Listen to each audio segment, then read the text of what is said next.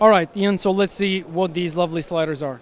A couple of sliders. We first came out about 3-4 years ago with the Shark slider, which is super smooth and it's been really popular. It's a manual slider running on carbon rods and it's belt driven. And then we had a lot of customers saying we absolutely love it, but can you do something a bit smaller? So a bit more portable, a bit more lightweight, great for a single camera user. So we came up with the Shark Slider Mini, which we launched here at IBC last year.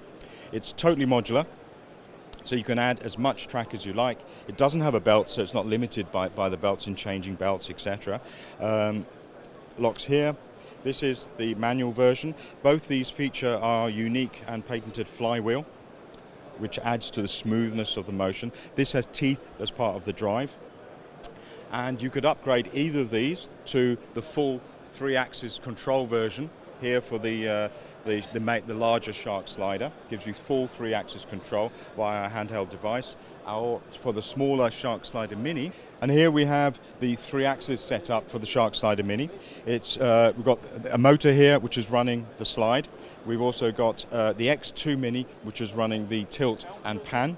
They're all controlled via our Moco app, which is available on Apple phone and also at the end of this month, the end of September, on Android. As with the other Shark Slider Mini, it's completely modular, so you can add as many tracks as you like. It's beltless. It provides time-lapse, panoramics, 360, AB. You can do overlays with it because it's programmable, so it does repeat movements, which adds a whole new dimension to your creativity as a camera operator. Great kit, fits in a bag, less than 10 kilos in weight. Which is very lightweight for going onto an airplane as carry-on. It comes with everything that you need and the whole package for around 1,200 euros. It's very impressive. I mean, I own the original Shark slider and I love this thing, but I noticed that the rails on this new one are quite different. Can you give us an idea of why you went with this design maybe?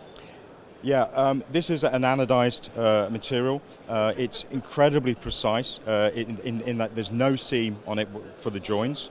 It's very lightweight. It's got loads and loads of different attachments underneath. And the main thing is about the modularization and portability. Being able to disassemble this, put it in a rucksack within minutes, and then head off probably up a mountain or somewhere else to set up and film again.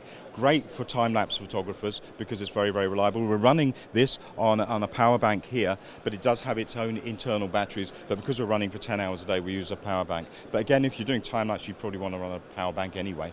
Yeah. A fabulous piece of kit. What's the payload on this unit? At the moment, as it's set up, the payload is 1.5 kilos. But also we had a lot of people coming back to us saying, well, we're using a bigger lens and we're worried about the payload. So we produced an accessory which is called the L bracket, which sits on the side of the X2 Mini. And by lowering the center of gravity of the camera, it doubles the payload to 3 kilograms. So no strain on the motor, nice and easy. 3 kilograms is pretty good for any DSLR user. Sounds excellent. Thank you so much, Ian. Cheers. Enjoy the show. Thank you.